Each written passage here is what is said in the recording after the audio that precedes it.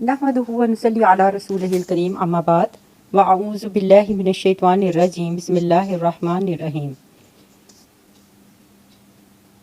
رب اشرح لی صدری ویسر لی امری واحلل عقدۃ من لسانی یفقہوا قولی رب زدنی علما وعملا صالحا اللہم اجرنا من النار۔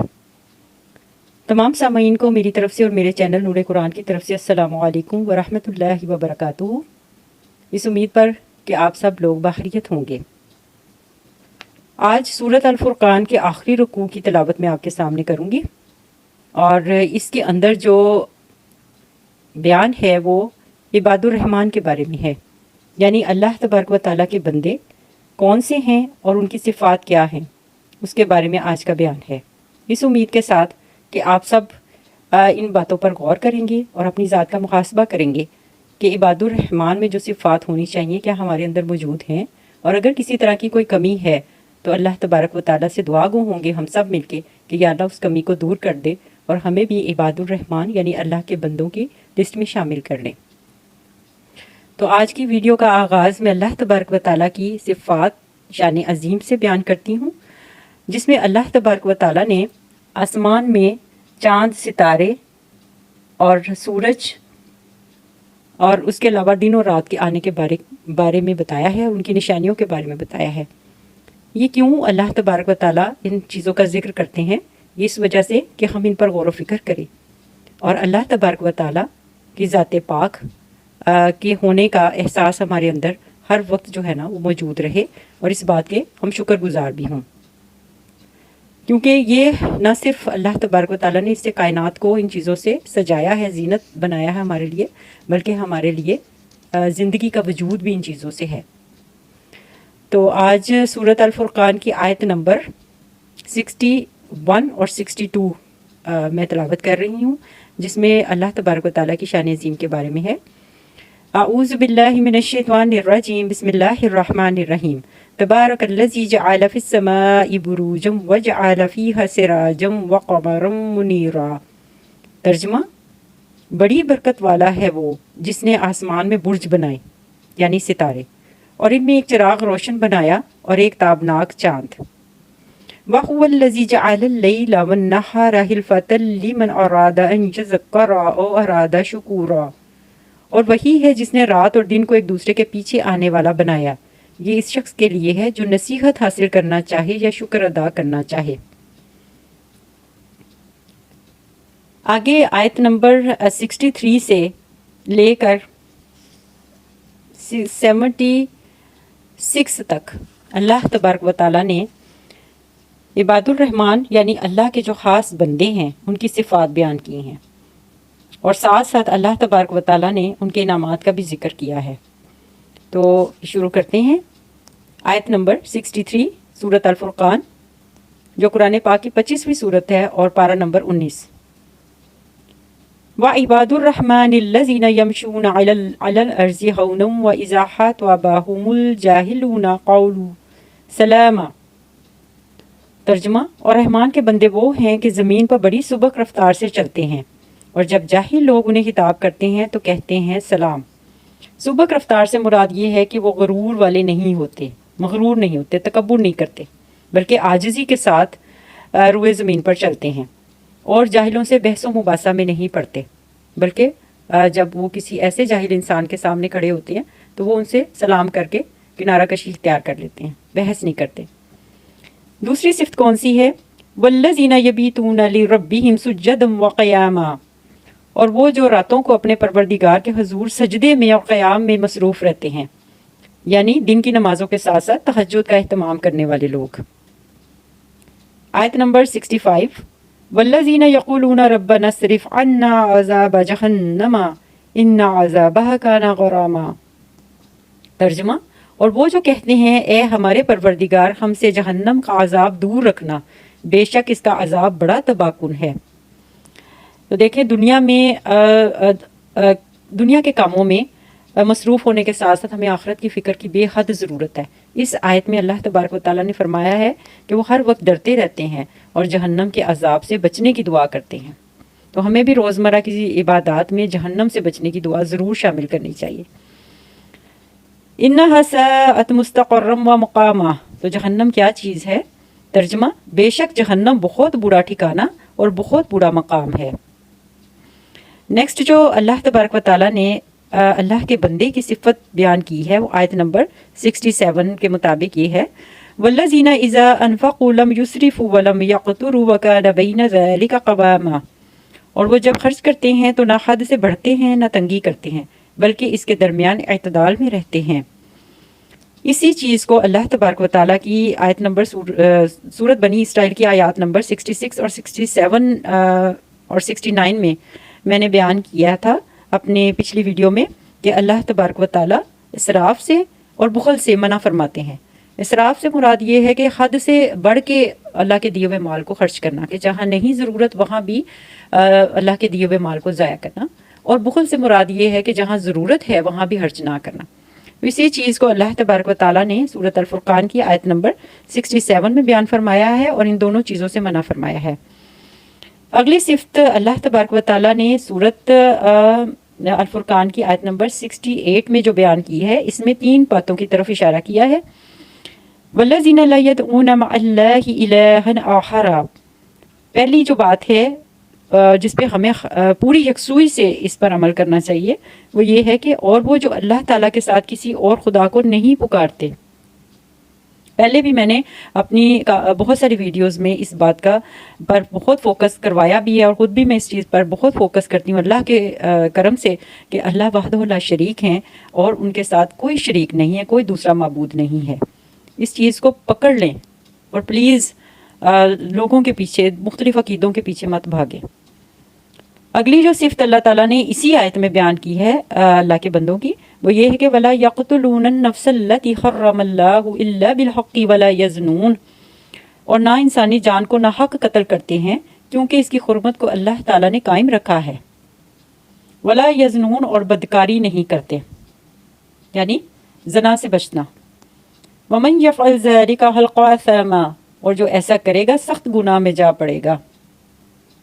اللہ تبارک و تعالیٰ ہمیں ایسے گناہ عظیم سے محفوظ رکھیں، کیونکہ جو شخص ایسے گناہ کر بیٹھتا ہے تو وہ شیطان کے پیچھے چلتا ہے، تو اللہ تعالیٰ ہمیں شیطانی ہتھ کنڈوں سے بچائیں۔ یضاعف لہ العذاب یوم القیامۃ ویخلد فیہ مہانا، ایسے لوگ جو اللہ کے ساتھ شرک کرتے ہیں اور اللہ کے بندوں کا قتل کرتے ہیں ناحق، اور ساتھ بدکاری کے مرتکب ہو جاتے ہیں، ان کے لیے جو سزا ہے وہ کیا ہے کہ قیامت کے دن اس کے لیے عذاب دگنا کر دیا جائے گا اور اس میں ہمیشہ ذلیل و خوار رہے گا۔ یہ آیت نمبر 69 کا ترجمہ ہے سورۃ الفرقان کا۔ تو اللہ تبارک و تعالی ہمیں دنیا میں اور آخرت میں ایسے عذاب سے بچائیں اور ایسے ہر برے عمل سے بچائیں جس سے اللہ تبارک و تعالیٰ کے سامنے پشیمان ہونا پڑے۔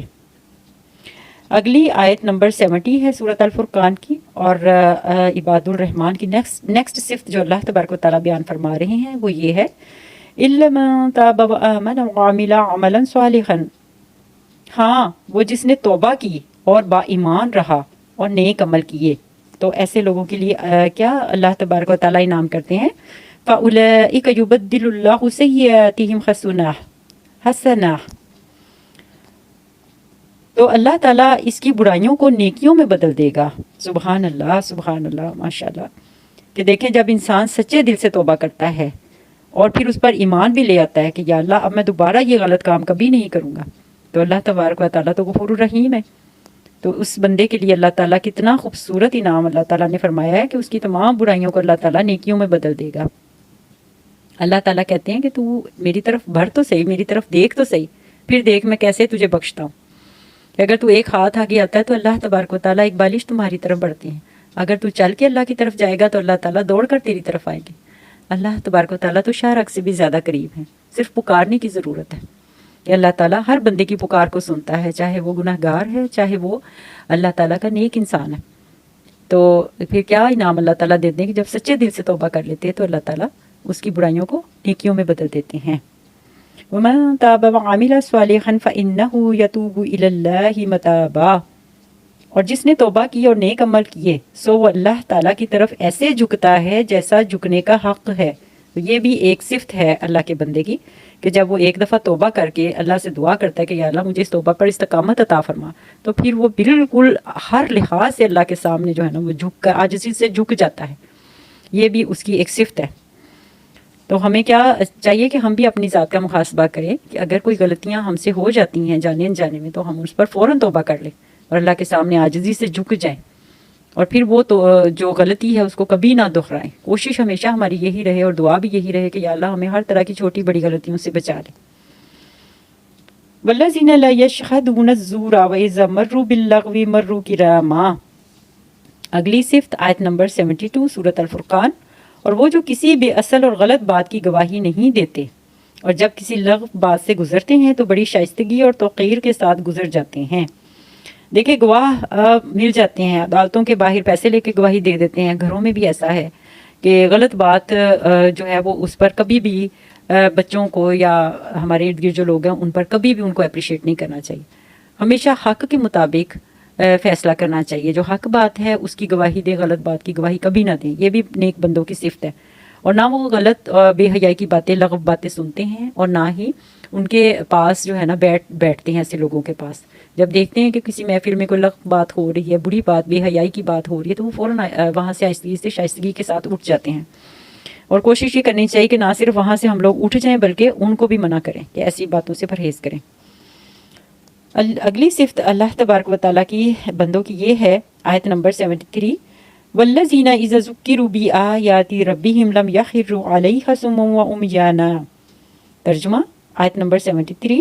اور وہ لوگ کہ جب انہیں ان کے پروردگار کی آیات سے نصیحت کی جاتی ہے تو بہرے اندھے ہو کر ان پر نہیں گرتے، یعنی صرف سن کر بات کو اس کو نظر انداز نہیں کر دیتے بلکہ عملاً اس کو اپناتے ہیں اور ان نیکیوں کے لیے، ان نیک اور صالح عملوں کے لیے دعا گو بھی رہتے ہیں.